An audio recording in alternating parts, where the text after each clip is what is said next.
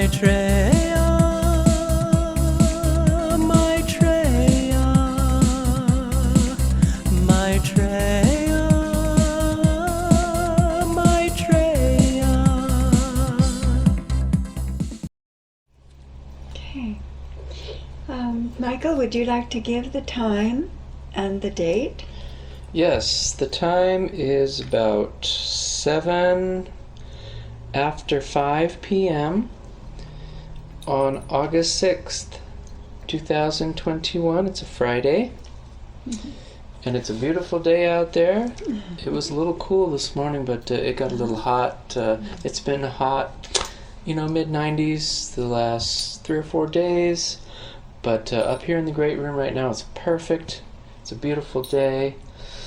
And in front of us, we have a beautiful picture of a statue of Lord Maitreya. It's in the style of Maitreya Great Tao. It has Chinese letters on top of the statue, and it basically says, may happiness come to all. May Lord Maitreya's paradise on earth come to pass, come to be. Okay, and then behind us, we have a statue of Lord Maitreya, an actual statue, and Lord Maitreya is holding a ball. It's the world. He's holding the ball of the world in his hand, and he also has a beaded necklace in his left hand. And he has the beaded necklace in his left hand on the picture in front of us too.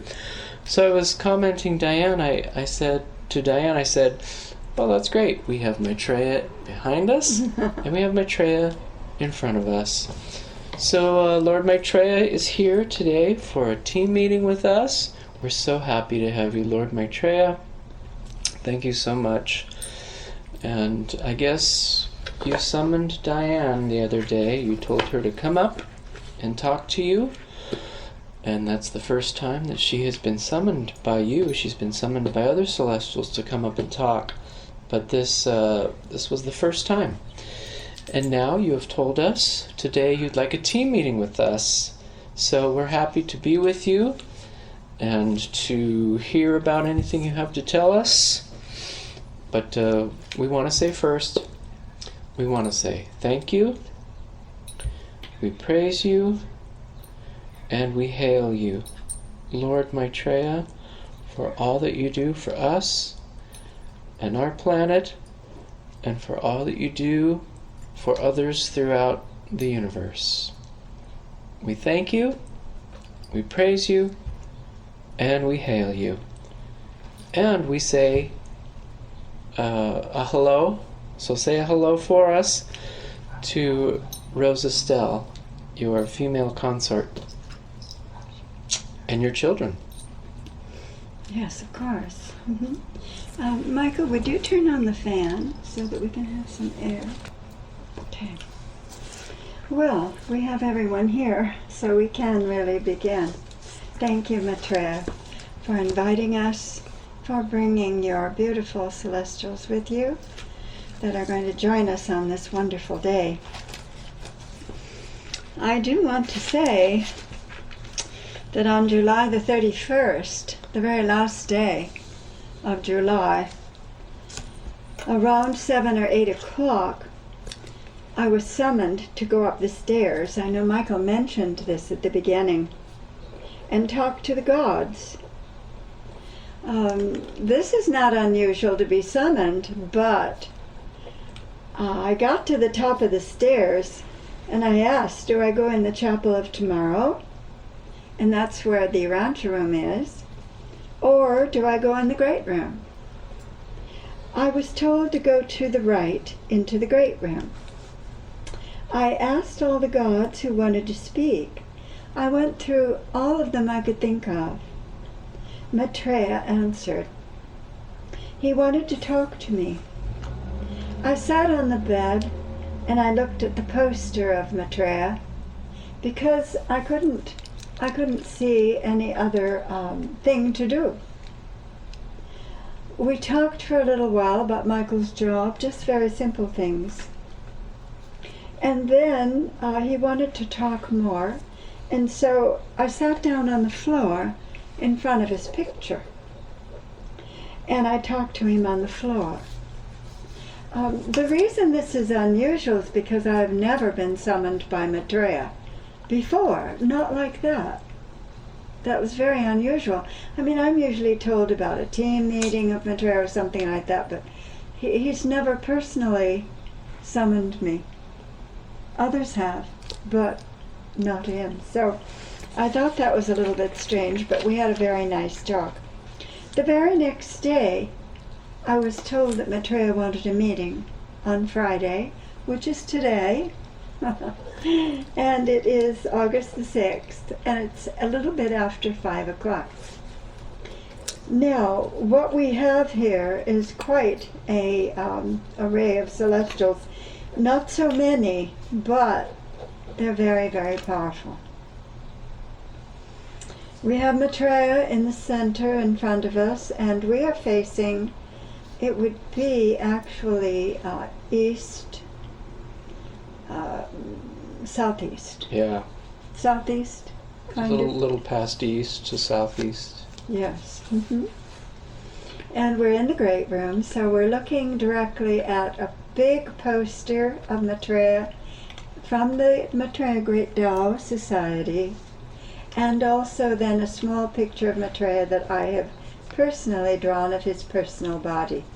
He says he takes many bodies, and most people think of him as totally Oriental, but he does take a personal body, which is not quite resembling that at all. Well, he has material human bodies that he takes that Yes. are of different of different ethnic heritages. Yes. And Eastern, and well, several others that he has told us about. But in his personal body, he is really mostly light. And so Well, he's had the Hispanic body. yes, He's had the Middle Eastern body, Middle Eastern, many Asian have body, seen the Asian. and I think there was. Yes, he said a Caucasian too. I at think one there time. was. What else was there? Yeah, there was like a Scottish with red hair. Oh yes, that was many, many years ago when he was working with Graham in the 90s. Yes, thank you for reminding me of that. All right, now, as Michael and I are looking forward, to our left is Uriel. Uriel is a brother of Zeus, or the local universe father, who is called Michael of Nebadon in the Urantia book. Uriel is one of 3 heads of the major sector in the Urantia book, but he's also a very interesting character. He has a beautiful, beautiful consort, Hestia, who is his sister. He has 2 brothers. In the Greek, it would be Zeus, and it would be Neptune or Poseidon, the brothers. And then he has 3 sisters. He has Hestia, who is his own consort. He also has Hera, who is the consort of Zeus. And he has beautiful Ceres, or Demeter, who is the consort of Poseidon or Neptune. So, in the Roman, of course.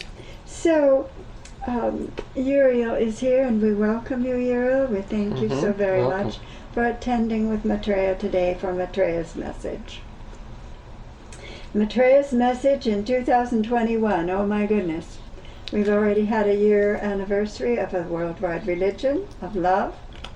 And it's not coincidental that Maitreya started his magisterial mission on the 17th of March, 2017. It March was about 20th. March 20th. okay. 2017. March 20th, 2017. And so this is really exciting that we have all of you today. And he's right in front of us. Yes, Maitreya is right in front of us. Uriel is to our left. Is to our left with also 2 more guests. Maitreya's that in are front of very us. important. And I'll introduce them in a minute. Now, to my right, and this is a very, very great honor whenever he comes. This is, of course, Michael of Nebadon, the local universe father. He is Zeus in the Greek. He is called so many other names, Shemesh or Shemesh, depending on the vowel. He's called Yahweh. He's called, there are just so many tremendous names that he is called. And he's also In called Egypt, he's Amun Ra. Right? Amun Ra. He's called Michael, Archangel Michael, Christ Michael. It's just really, we honor you. You and got we Zeus thank in you there, so right? You very said much. Zeus. Yes, Zeus Yeah. in the Greek. And his personal name, is Caesar.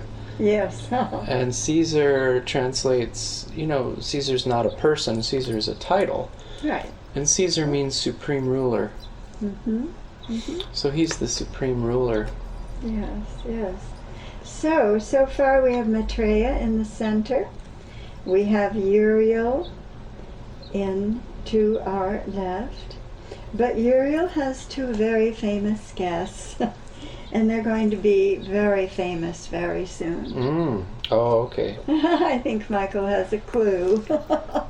Maitreya is bringing for this message, this team meeting today, the celestials who will reign as planetary sovereigns of this planet Earth. And their names are Hyperion, which is a sun god in Greek, and his consort Theia. And she is the goddess of shining gems, shining light, shining colors. She is just fabulous, telling us so many wonderful stories during team meetings about how we must look at everyone that we meet as a shining one.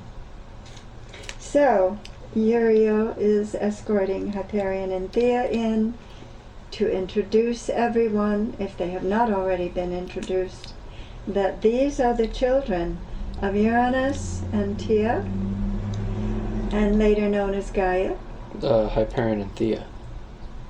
Hyperion and Theia are children of Uranus and Gaia, Yeah, or I just Theia. wanted to make sure that we separate Uriel, Maitreya, and local universe father from Hyperion and Theia. Of course, Uriel is a child of Cronus and Rhea, as Zeus is, and as Demeter is, and as Ceres is, and also Hestia, and Zeus and Hera. But Hyperion and Theia, they are the children of Uranus and Gaia. And they will be the new planetary sovereigns.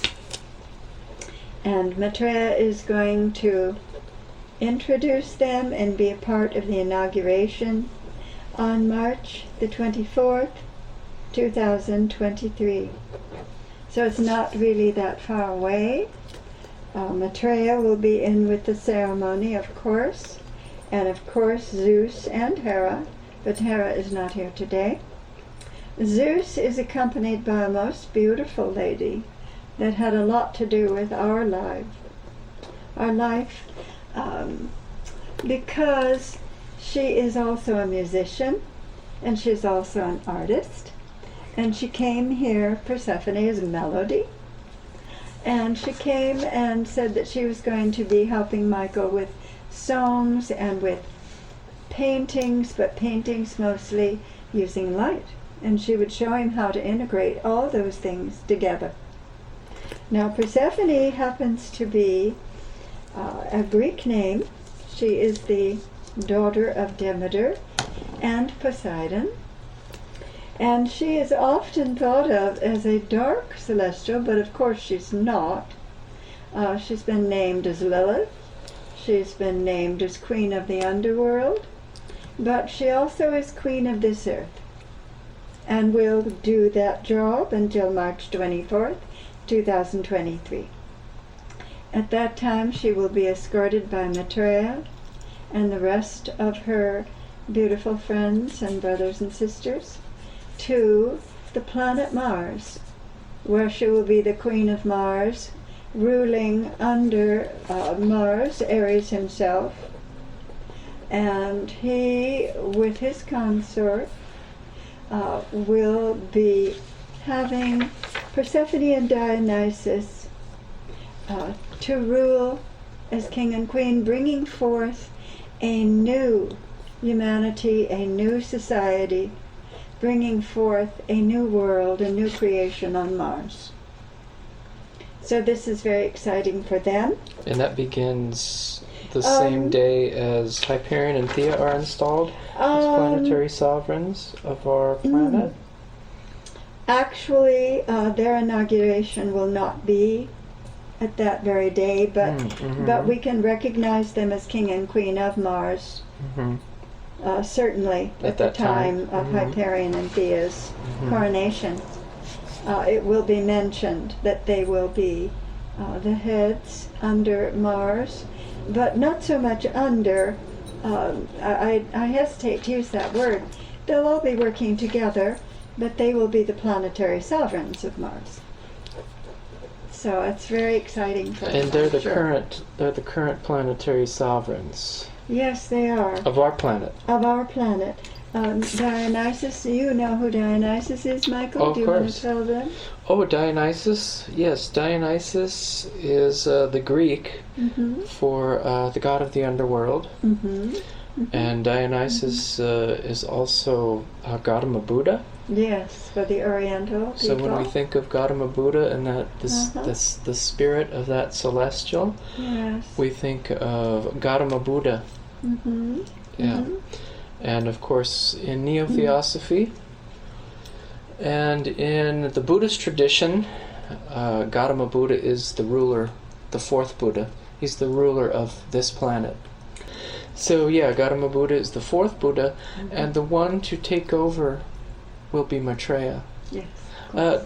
He'll be the Christ for our planet. Yes. He'll be the Christ light. Not necessarily the planetary sovereign. Hyperion and Theia will be that.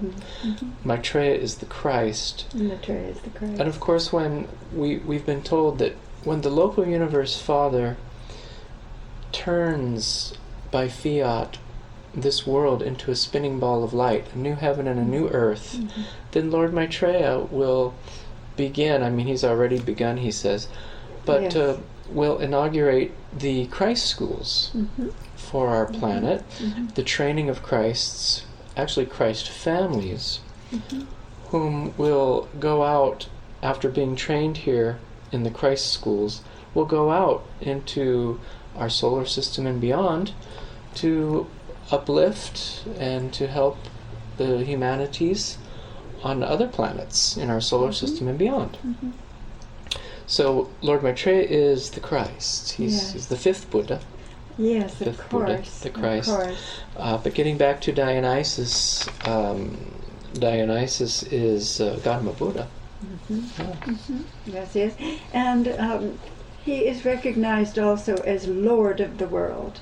That's different than a planetary sovereign, but Lord of the world, and that's how the Neo-Theosophists do declare him as Lord of this world. Sure. So all of these titles will be changing very soon. 2023 is not really that far away. Yeah. That's right. So this is all very exciting. And of course it will be our guest to our right. It will be Michael of Nebadon, Archangel Michael, who says he himself will turn our planet into a spinning ball of light and make a new heaven and a new earth for us. So we do thank you. Thank you. Thank you. And that Heavenly Father, thank you. and that is light and life That is light and on life. this planet. We read about light and life. Right. That's right. In the Urantia book, we read about light and life. And it's interesting because we just did a radio program with Hercules, and we were telling Hercules that, when light and life begins on our planet, I guess the beginning stages, or when it begins, There will be a new planetary sovereign. The Urantia book says this new planetary sovereign will be Machiventa Melchizedek. It says it in the Urantia book. Yes. Machiventa Melchizedek is, as we mentioned to Hercules and the guests, Yes, very and exciting. the listeners on the radio program, Machiventa Melchizedek is Hyperion. Hyperion. Yes, he is. Yes, he is. So Hyperion will be taking over as planetary sovereign. So what does that tell you? That tells you that light and life is coming Yes, yes. soon. Well, we're actually told that the beginning of this will be about 2043. Yes, but we have this. But the age of Aquarius is beginning on March 24th, 2023. Yeah, the age of Aquarius coincides with Yes. the inauguration of Hyperion and Theia as new planetary sovereigns. Yes. Would you please, Michael, get the picture of the 4 Melchizedeks, and we will introduce them to be sure that they know who we're talking about.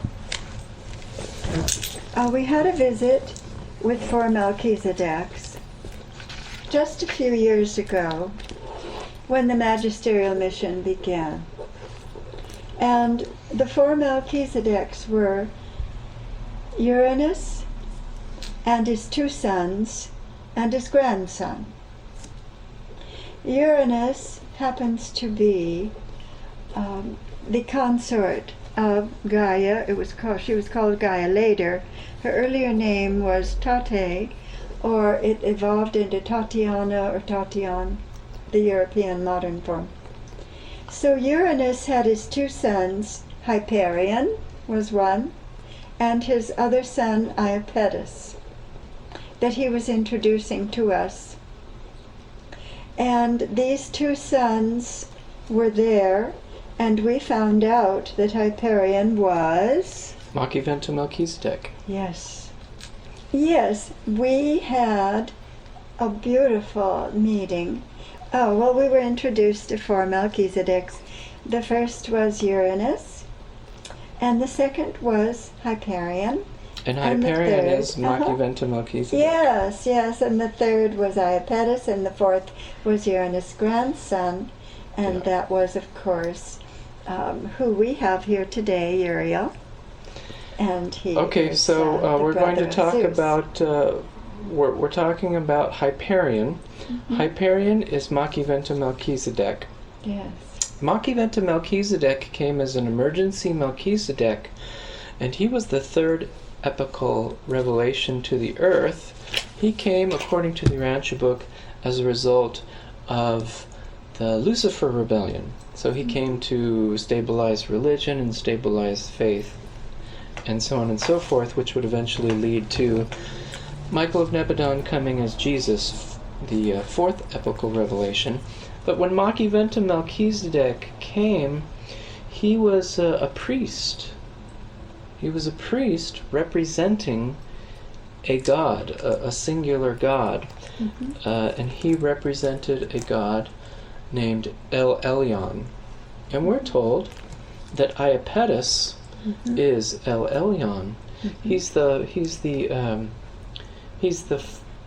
Father Most High ruler of the constellation of Norlashadek, and that's who Machiventa Melchizedek was representing. He was representing Iapetus, El Elyon. And that was his brother. His brother Hyperion and Iapetus are the children of Uranus and, of course, his consort Theia. Yeah, they're all children of Uranus. Yes. And then the grandson of Uranus Is here today. is here. He's Yes, here. And that's the Uranus. 4th Melchizedek who came to us during this meeting in 2017, and it is Uriel, also known as Pluton, yes, Marduk, Marduk, yes. Saint Uriel, the Archangel Uriel. Oh yes, I think he was Saint Uriel with the Roman Catholic Church, and still is, of course, very high. And so we have the four Melchizedeks are all family. Yes. Yeah. That's right. And they all have a role to play, as Diane was mentioning. They all have a role to play in this transformation of the people of the earth with Lord Maitreya, and of course the Christs, and then the transformation of the earth itself into a spinning ball of light, new heaven on earth, by the local universe father Zeus. They all have a part to play in Lord Maitreya's magisterial mission, which began March 20th, 2017. Lanaforge in the Urantia book is Dionysus. Dionysus. Yes.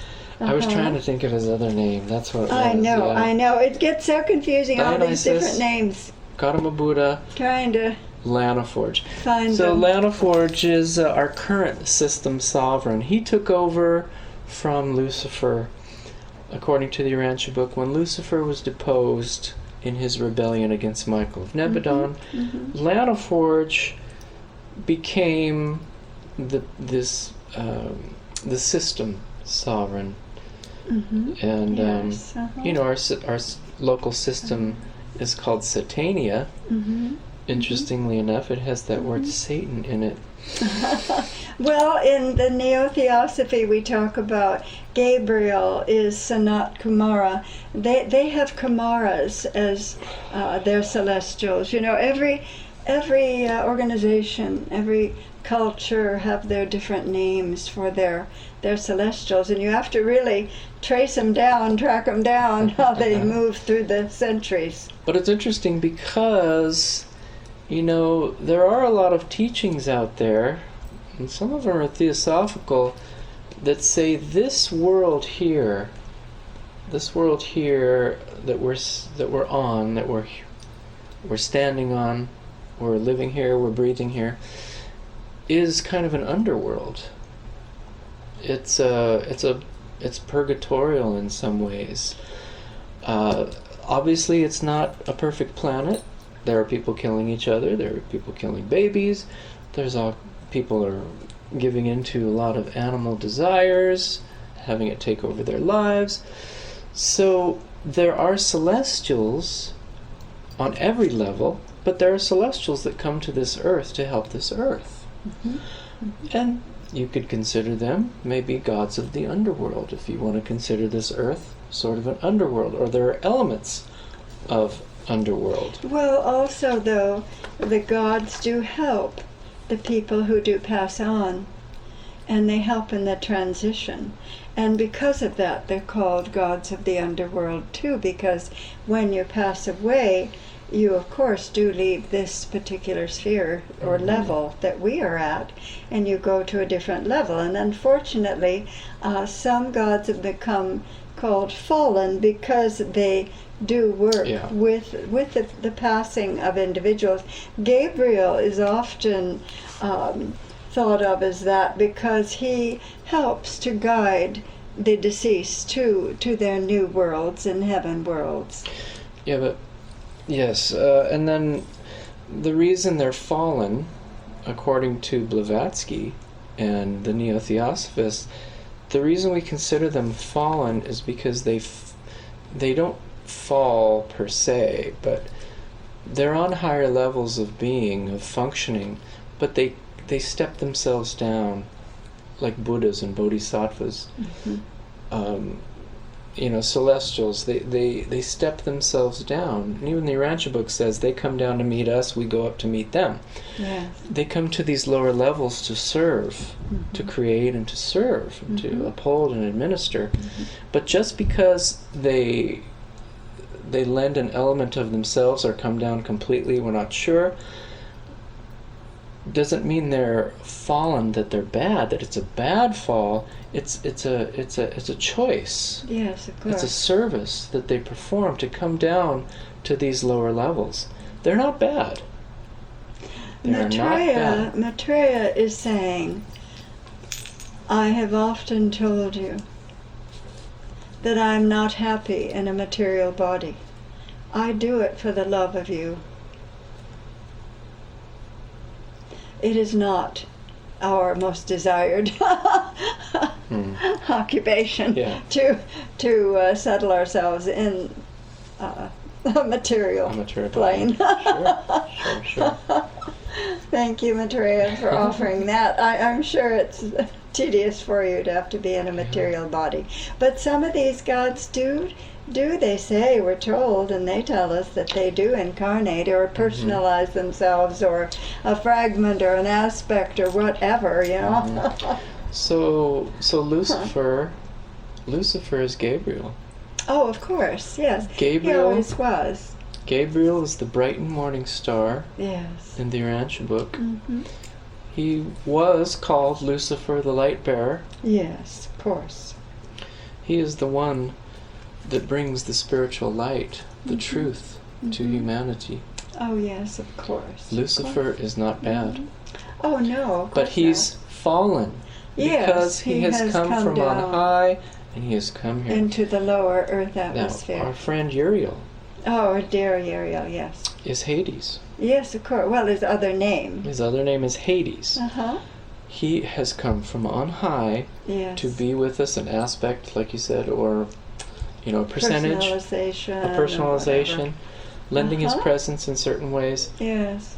Does not mean he is bad. No, of course not. He does, though, devote a great deal of his time to those who have deceased. Yes. And escorting them to higher worlds, or getting them situated, helping them. And so does Gabriel. And I want to go back to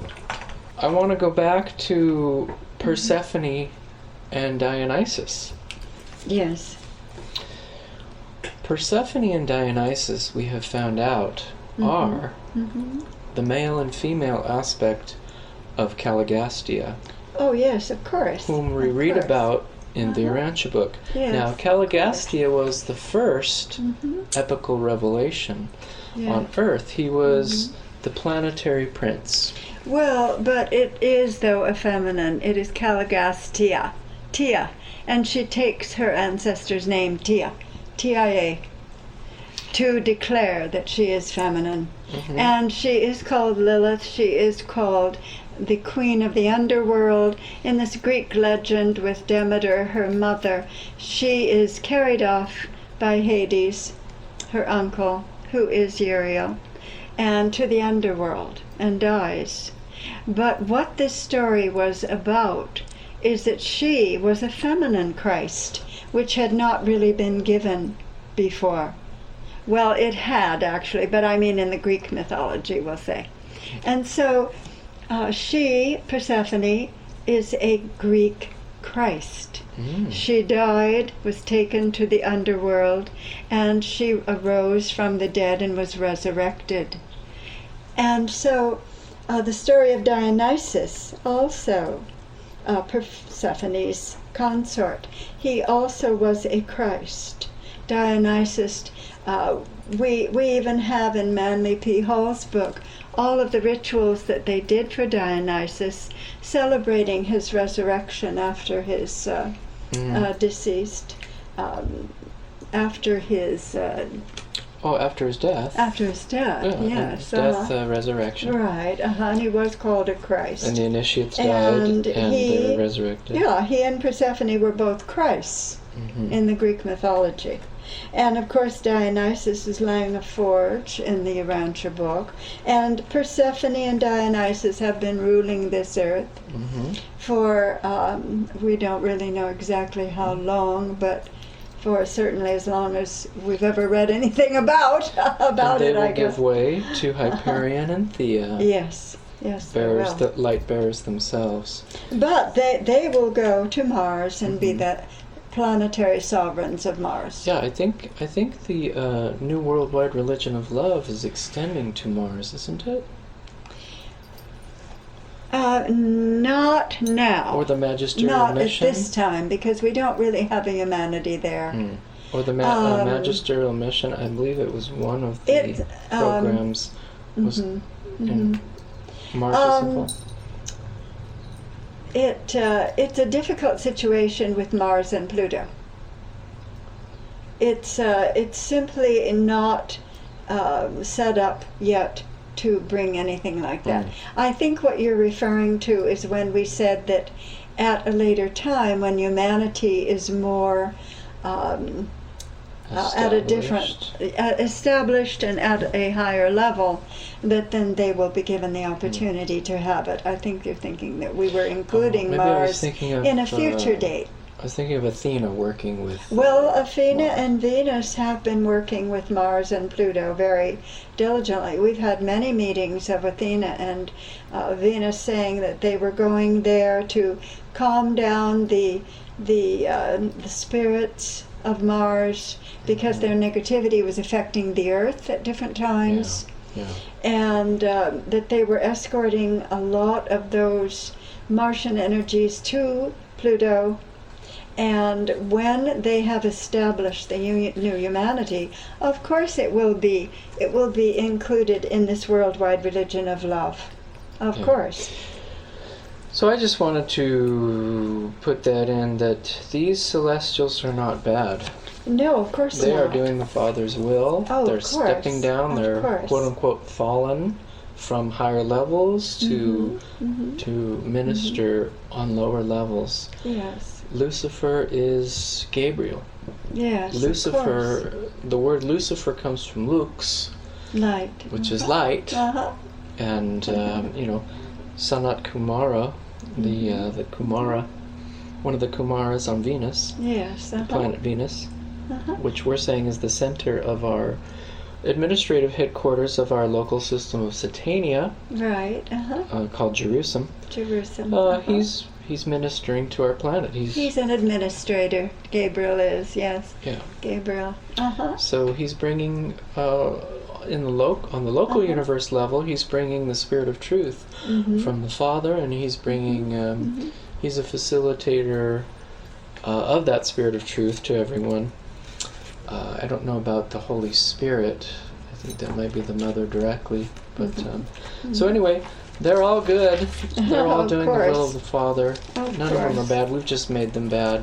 Well, we're trying to understand, and I know one priest on the religious channel was trying to explain a little bit of that, saying that the way they have translated these words like demon, demon or whatever it was, he was saying, demon.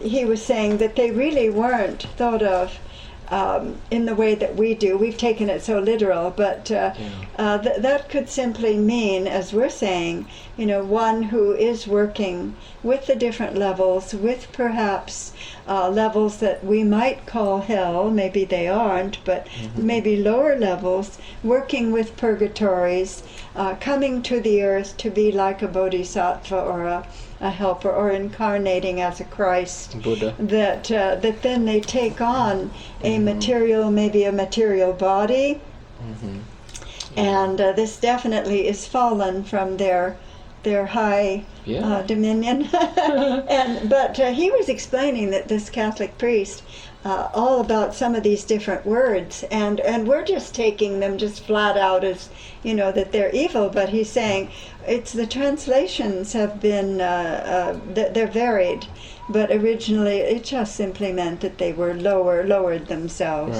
to help those who passed away and so forth. And that's too. Persephone is Lilith. Yes. And Lilith is the prototype for Eve. Yes, of course. That she was the first wife of Adam in the Jewish scriptures. Of course. So Eve being bad and giving us, giving sin to humanity, original sin. That's more allegory really than anything. Of course, of course. And the serpent, used to be considered wisdom. Again, the priest was saying that some of these words, have been changed over time and through the centuries. Wisdom, the serpent did represent health. He's entwined on a staff, to represent good health, prosperity, and wisdom. And when you really start going back into this, and some of That's these the priests do on the on the Catholic channel, which I just love, they do explain a lot of these things, how that these things have transpired and have changed, and because of the culture, each culture throughout the centuries too, and political too. Mm-hmm. So we sometimes wonder because So when you read about the Lucifer rebellion, my advice would be to not attach yourself emotionally too much to that particular story or identify with that particular story too much, because there's a lot of allegory there, Yes, of course. It's a lot of allegory. Persephone, she was, of course, a Babylonian goddess in the beginning, earlier, and so was Venus, Ishtar, and Astaroth. That's Aphrodite. Babylonian, and all these gods and goddesses. Now, of course, Michael of Nebadon says he was Shemesh during the early Babylonian period, and of course you have beautiful Apollo, who was really called Baal. He was the Canaanite god during the Sethite times, and we think of, I always was growing up reading the Bible thinking of the god of the Canaanites as so evil and all this and that, but we have to remember that they were the Caucasian people. They were the Greek who came as, they would set up various areas around the Mediterranean to deal with, with Crete and all, and of course they had their Canaanite goddesses and gods. So, we have to understand that when you hear about David and Goliath was a Philistine, and they were the Greeks. I mean, so it's really a Jewish interpretation with the Caucasians being the evil ones and the enemy. Yeah, and you have to remember that... Which is perfectly fine. It's just a different interpretation depending on which side you're on. Well, politics plays into it a lot. Yes, of course. I mean, if you were a Philistine in Cana, would you think that the Philistine, was bad? No, you wouldn't. It'd be the other way around. If you were a Catholic forefather, a church father, you had to eradicate the gods, because the gods were the ones that connected with the people, and the people connected with to rule their lives, to give them inspiration. And as Catholic church fathers came in, they felt threatened, of course. They felt compelled to be the authority. So, there's a lot of political in the demonization of angels and the gods and goddesses and things like that. Well, they did try to demonize Gabriel and Michael too, right? Because they dealt with the dead, in the underworld. But they weren't allowed to do it because the people rose up at that time. But we know that all of the angels, they're the all Buddhas, good. Bodhisattvas, Melchizedeks, all of the celestials, the gods, the goddesses, they are all good. Oh, of course. They are all on a higher level. Of course. We cannot project ourselves and our animal nature onto them. That's very difficult, situation. That's not fair. Well, I know I was doing a wonderful It's not radio... fair to them. No, that's not. I was doing a wonderful radio program with Hercules, and I was also doing it with Gerald T. Farley, a wonderful gentleman with the teaching mission. He's a board member. And also with Nick Curto, who is a past president of the Urantia Society of Western New York. Greater New York. Oh, excuse me. I thought it's Greater Western New York. It's just Greater New York. Well, anyway, during it we were learning that there was a real battle between the Phrygian religion and the Roman Catholic, but they were both in Rome at the same time. And actually, the Mithric, who was really from Phrygia, who is a city in the Middle East, they were very competitive, and both of them were taking the holy water. They were both doing pretty much the same thing. They were taking the wine and everything, but the god of the Phrygian was Baal. It was Apollo. And so that was the situation there, and the mother was Rhea. And we call her second source and center in the Yeah, and Urantia. the mother worship was prominent. Yes, very prominent. And all they did, though, the Catholic Church, was just change it to Mary.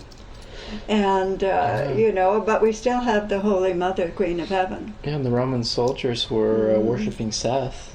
Yes, they were, yes. And then eventually the church fathers had the Roman soldiers destroy the cult of Seth. Yes, yeah, well, all the pagan temples were Because destroyed.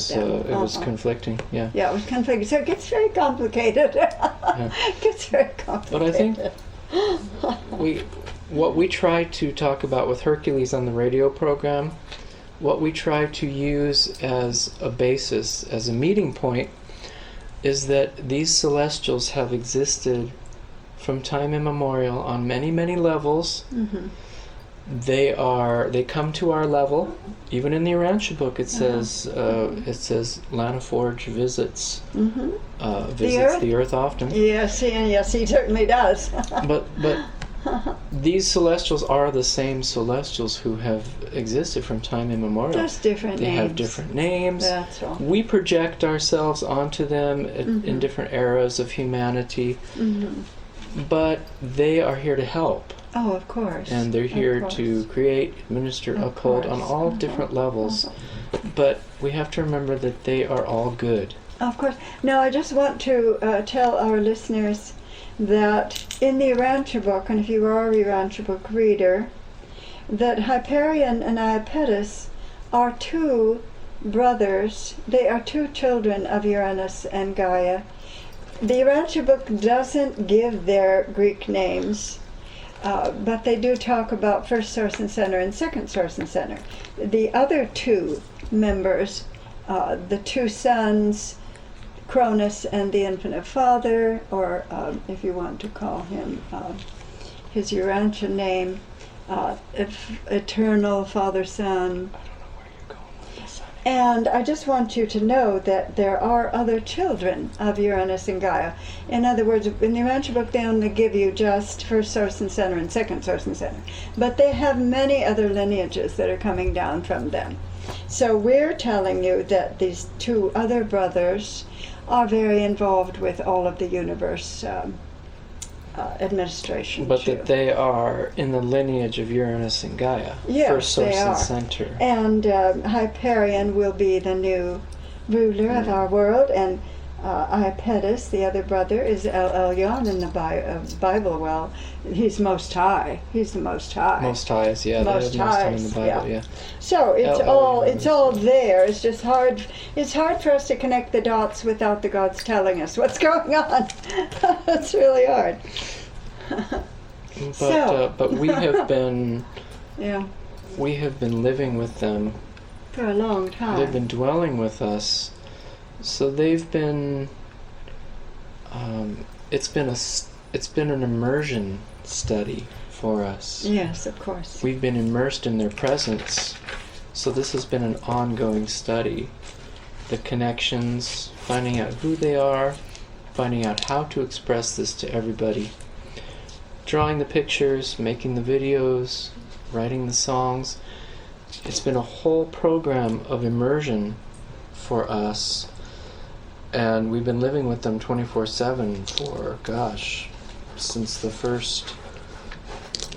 first established the temple and headquarters here on our property. Mm-hmm. And they're telling us that they're good. The Father says, we are here. We are led by Maitreya to be with you tonight. And he says, since I am here and I have come here to personally give this message to the world, through Maitreya, through Uriel, through all the celestials. And I am saying this. Tell the people that I love them. Tell the people that they will see me in the spirit at a certain time in 5 years. I will appear to every living person in the spirit while they are awake. Tell the people I will take the form of Christ. Tell the people they will see me in 2026 in April. Everyone will have a vision of me. The 13th of April 2026, everyone in the world, including children, the little ones, will see me wherever they are. After they see me, they are to change their life and do only good from that moment on. And this is from your Father, Christ, Michael of Nebadon, Yahweh, Shemesh, Archangel Michael. Amun Ra. Amun Ra. Amen.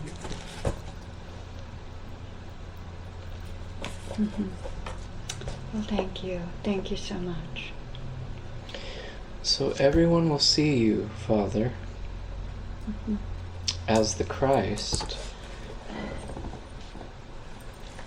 in their minds, in their outward vision, or will it be different for each person?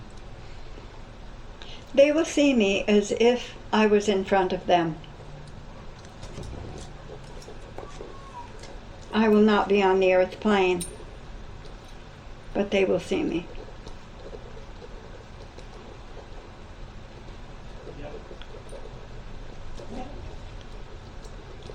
The 4 Melchizedeks will in turn give them a message.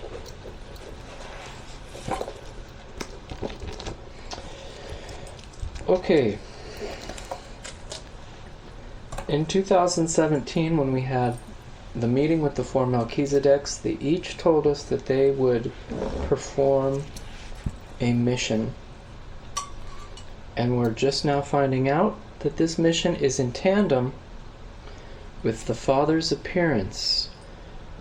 I think it was April 13th, 2026.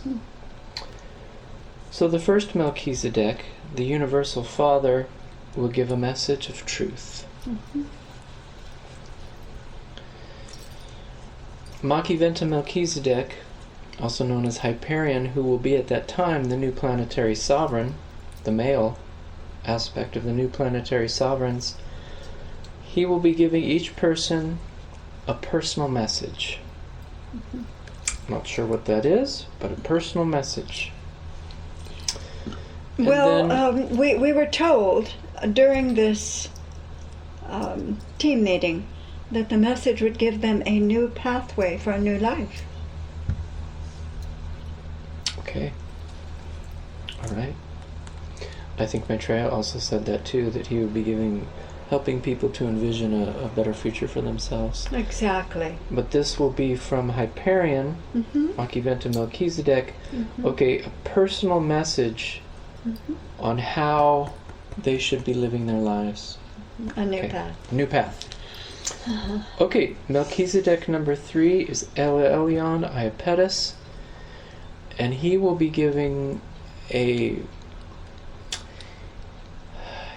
inaugurating new social programs. New social programs. And he will be telling them how these will fit in with their lives. And then finally, our friend Uriel, Pluton, Marduk, also known as Hades, his message in tandem with the Father's appearance is do not fear. Yes. He's going to tell them, behold, I come in peace and do not fear. Do not fear the changes. Mhm. Do not fear the future. Yes. Uh-huh. Yeah. And it should be a glorious future. It will be the Aquarian age. It will be the dawning of the light and life for our new heaven and new earth. It should be a glorious future, so do not despair. The message from Maitreya, he's smiling. He's saying, do not despair. There is hope. There is a glorious future for all of us. And all the gods are preparing beautiful, beautiful worlds for you to ascend to, for you to live on, and live in glory with them. And that is the end of the meeting. Thank you, Michael. Thank you, Celestials. Thank you for coming. God Thank you bless. so much. Yes, God bless the world. God bless the world. God bless the world. Mhm. What time is it? It's 6:07. About an hour. About an hour.